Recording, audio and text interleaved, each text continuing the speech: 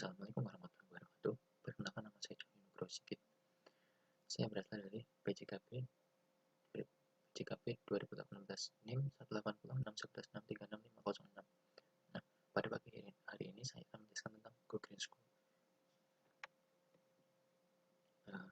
Go Green School ini berangkat dari permasalahan yang dimana data ini pernah dipublikasikan oleh Kementerian Lingkungan Hidup ini tahun 2011 yang menunjukkan tentang jumlah sampah di Indonesia ini perharinya ada 175.000 ton, yang dimana setara dengan 64 juta ton per tahun. Sampah yang dihasilkan ini diperkirakan setiap orang per hari ini sebesar 0,7 kg, yang dimana jumlah sampah di Indonesia mencapai 65,8 juta ton per hari per tahun, dimana 7,2 tonnya adalah sampah plastik. Ini bisa kita bayangkan, jika pengelolaan sampah plastik ini buruk, ini justru berdampak pada lingkungan. Yang kemudian ada pencemaran udara. Ini ada pada Jakarta, masih di tahun yang sama, 2011. Ini pusat menjadi daerah dengan AQI tertinggi, Air Quality Index tertinggi, yang dimana mencapai 170. Nah, Air Quality Index ini dibagi menjadi 6. Yang pertama, 0 sampai 50, ini masih dalam kategori hijau, yaitu bagus. Dan kemudian 51 sampai 100, ini masuk kategori kuning, yaitu medium. Dan kemudian 101 sampai 150, ini masuk kepada bagian tidak sehat untuk mereka yang memiliki gejala-gejala asma dan sebagainya. Ini dideskripsikan menjadi warna oranye, dan kemudian 151 itu tidak sehat, dideskripsikan dengan warna merah. Ini 151 sampai 200, dan kemudian ada 201 sampai 300, ini sangat tidak sehat dan dikategorikan dengan warna ungu. Dan kemudian 301 sampai 500 dikategorikan sangat tidak sehat atau berbahaya, yang ditandai dengan warna marun, merah marun. Kemudian lingkungan hidup, menurut Undang-Undang Nomor 23 Tahun 1997 tentang PLH, pengelolaan lingkungan hidup, ini lingkungan hidup adalah satu kesatuan ruang semua benda, daya, keadaan, dan makhluk hidup termasuk manusia dan perilakunya yang mempengaruhi kelangsungan kehidupan dan kesejahteraan manusia serta makhluk hidup lain, yang dimana semua tindakan manusia atau semua perilaku manusia ini harus dipikirkan dampaknya terhadap lingkungan, karena kita menjadi satu kesatuan dengan alam atau daya semua yang ada di lingkungan kita, di sekitar kita. Terus kemudian potensi sekolah.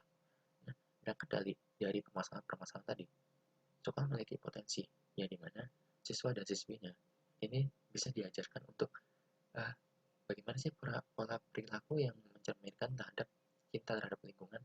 Nah, di sini ada potensi sekolah, ada berdasarkan potensi sekolah yang terkait ketersediaan lahan, sumber daya, serta sumber daya air, energi, bentang alam, tradisi masyarakat sekitar.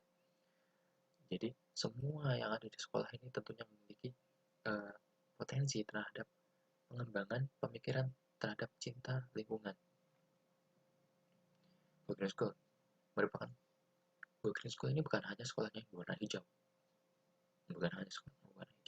tapi pola perilaku dan kehidupan masyarakat di dalam sekolah ini mencerminkan perilaku terhadap mencintai lingkungan, yang dimana kesadarannya untuk mencintai lingkungan ini sangat tinggi.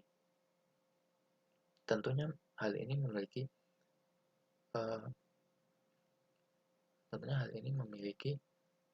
usaha-usaha yang tidak mudah, karena ini membangun konsep tentang mencintai lingkungan. Di sini gaya hidup merupakan tindakan dan kegiatan kehidupan sehari-hari untuk beralih ke energi berkelanjutan, yang dimana kesadaran terhadap pemanfaatan energi yang efektif atau ramah lingkungan dan pemanfaatan energi yang sesuai dengan kebutuhan sehari-hari. Ini adalah konsep Go Green School, yaitu kehidupan yang mencintai terhadap lingkungan. Kemudian ada program Go Green School, di sini ada 3. bidang kulikuler, yaitu kebijakan sekolah dalam mengembangkan pembelajaran pendidikan lingkungan hidup, tentang bagaimana sekolah itu memberikan kebijakan yang didasarkan pada lingkungan hidup. Nah, di bidang kulikuler ada yang namanya pendidikan lingkungan hidup (PLH), di mana setiap siswa dikenalkan dengan lingkungan hidup apa sih. Nah, apa yang harus kita perbuat dengan lingkungan hidup dan apa yang kita dapat dari lingkungan hidup.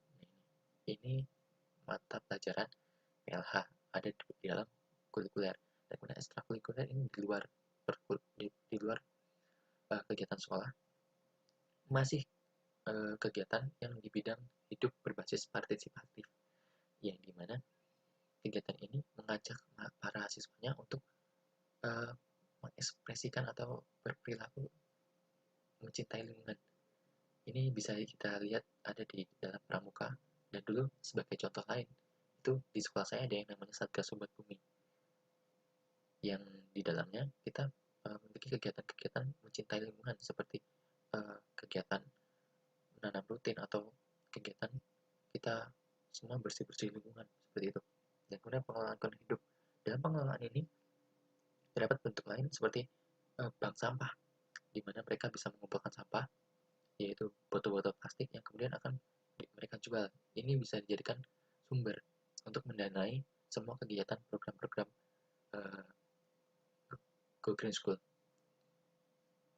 Terus, ini ada manfaatnya.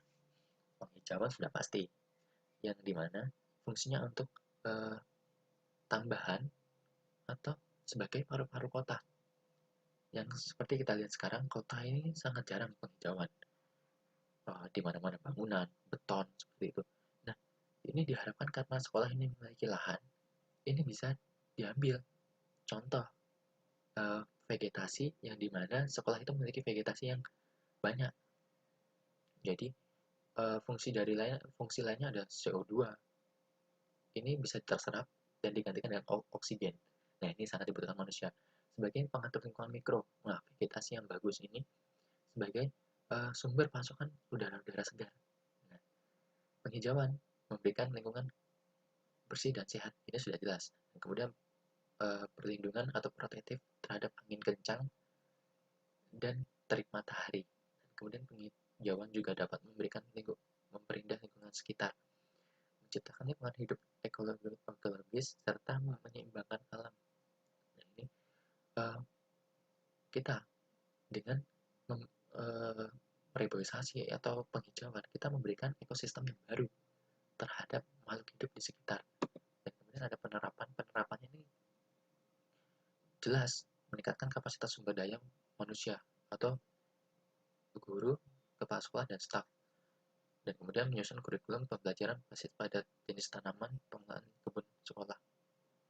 Ini peningkatan kapasitas sumber daya manusia, kemudian baru menyusun kurikulum.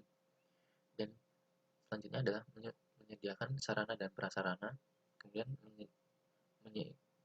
mengembangkan dari penyediaan sarana dan prasarana tadi bisa mengembangkan media kampanye, pamflet, stiker, poster, dan lainnya.